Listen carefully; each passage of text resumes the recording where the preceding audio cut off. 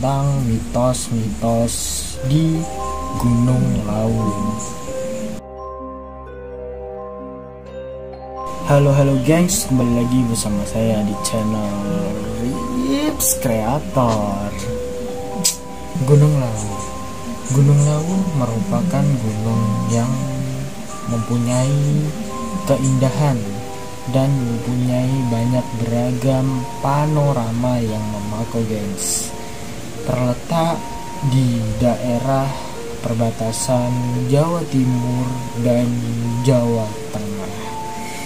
Bukan hanya keindahannya, Gunung Lawu juga menyimpan banyak misteri-misteri di dalamnya. Gunung Lawu juga disebut sebagai sarangnya makhluk-makhluk gaib gengs, atau makhluk-makhluk tak kasat mata. Berikut adalah mitos-mitos mengenai Gunung Lawu. Yang pertama, Gunung Lawu dikenal sebagai pusat kegiatan spiritual di tanah Jawa gengs. Gunung Lawu juga banyak menyimpan misteri-misteri di dalamnya yang dimitoskan sebagai tempat sakral di tanah Jawa. Kenapa kok bisa dijadikan tempat sakral? Karena menurut info-info, kesakralan Gunung Lawu juga tak bisa dilepaskan dari legenda Prabu Brawijaya V gengs. Di sekitar Gunung Lawu juga terdapat Candi Sukuh dan Candi Cetol yang menunjukkan ikatan erat dengan kerajaan Majapahit gengs. Maka dari itu, Gunung Lawu adalah gunung yang konon katanya itu tempat yang paling disakralkan gengs. Dan yang kedua, pada dasarnya dimanapun kita berada, di tempat manapun kita berada, entah itu tempat penuh misteri atau tempat yang cukup dibilang horor, janganlah kita berkata kasar dan berkata sembarangan gengs. Konon katanya di Gunung Lawu juga waktu kita mendaki itu juga dilarang gengs untuk berbicara kasar gengs. Dan cerita itu juga tidak asing lagi gengs bagi para pendaki yang mau mendaki ke Gunung Lawu gengs. Itu merupakan larangan atau pantangan saat mendaki di Gunung Lawu. Contohnya misal kita berkata kasar, merusak alam, berbuat tidak senonoh, itu sangat dilarang gengs. Ya dimanapun lah kita berada, janganlah sampai keluar kata-kata yang kasar, tidak senonoh, dan neko-neko tentunya gengs. Karena hal-hal yang seperti itulah, apabila kita melanggarnya itu selain tidak disukain orang, juga tidak disukain oleh makhluk-makhluk yang tak kasat mata gengs. Dan yang ketiga, konon katanya di Gunung Lawu juga ada yang namanya pasar setan gengs. Mitos ini pun menjadi perbincangan hangat di dalam masyarakat gengs, atau bagi masyarakat, khususnya di kalangan pendaki gengs. Tak sedikit juga pendaki yang bercerita ketika dia mendaki di Gunung Lawu, mereka akan mendengar suara bising atau keramaian gengs, layaknya aktivitas jual beli, seperti halnya kalau kita jual beli di pasar gengs. Akan itu tetapi hanyalah suara gengs, seperti aktivitas lah pokoknya saat kita di pasar gitulah gengs. Namun penampakannya itu tak terlihat gengs. Dan yang keempat yaitu Gunung Lawu juga kerap dijadikan tempat ritual malam satu suro. Kalian tentunya pasti tahu kan gengs, tempat ritual malam satu suro itu seperti apa dan bagaimana. Biasanya Gunung Lawu itu juga di malam pergantian tahun baru Islam itu sebagian orang biasanya akan melakukan berbagai hal gengs. Kegiatan yang biasanya dilakukan pada malam satu suro mulai dari sekedar berziarah. Selain itu malam satu suro juga kerap dijadikan sebagai tempat berziarah orang-orang tertentu di Gunung Lawu gengs. Dan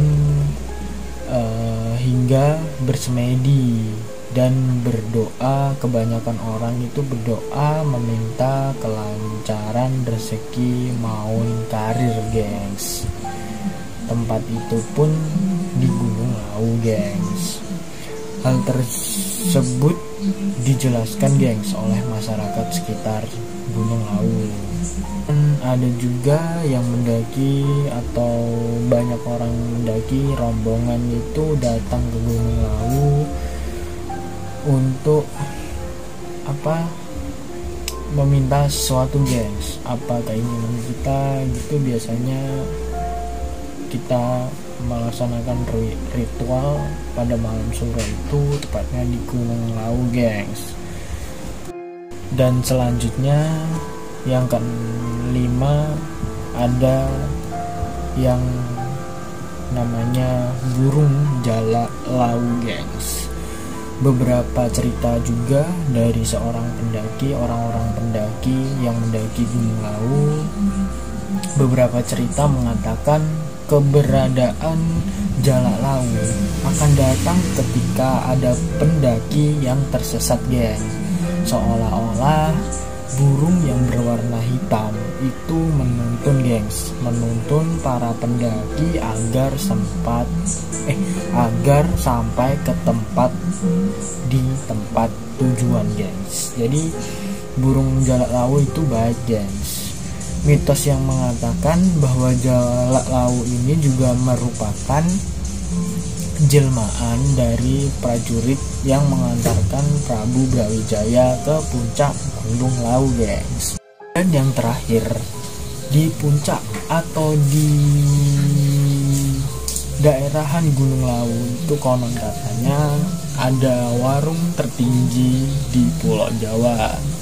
Selain terkenal dengan mitos hingga pasar setannya, banyak orang mengatakan di dekat puncak Gunung Lawu itu gengs, itu terdapat warung gengs, yang digadang-gadang itu sebagai warung tertinggi di Pulau Jawa gengs. Ya kita nggak bisa bayangkan lah gengs kalau kita sebagai pemilik warung tersebut.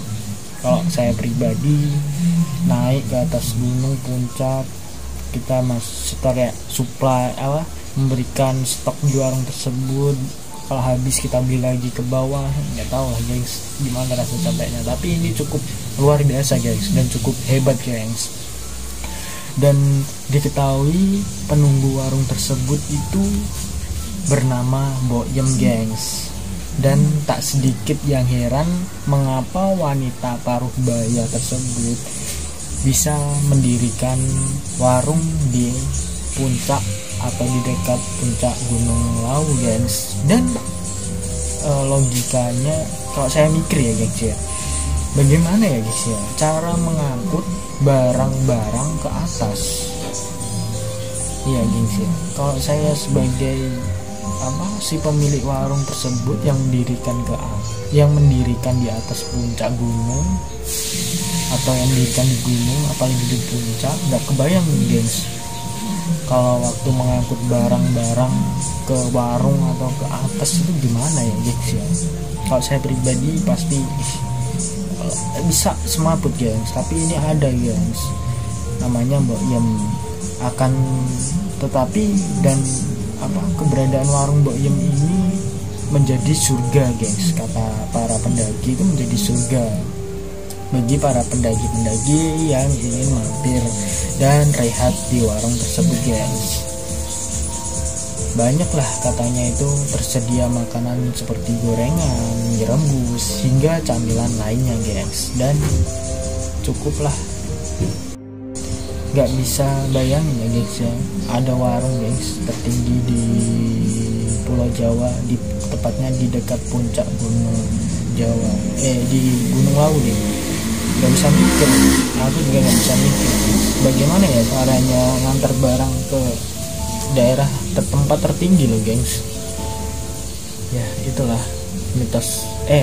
Kalau yang warung itu real gengs, real. Ada katanya ada gengs. Kata para pendaki itu ada bahkan tempat peristirahatan para pendaki-pendaki yang lelah gengs. Dan itulah gengs beberapa mitos yang saya sampaikan tentang Gunung Lawu gengs. Mohon maaf jika ada tutur kata yang salah.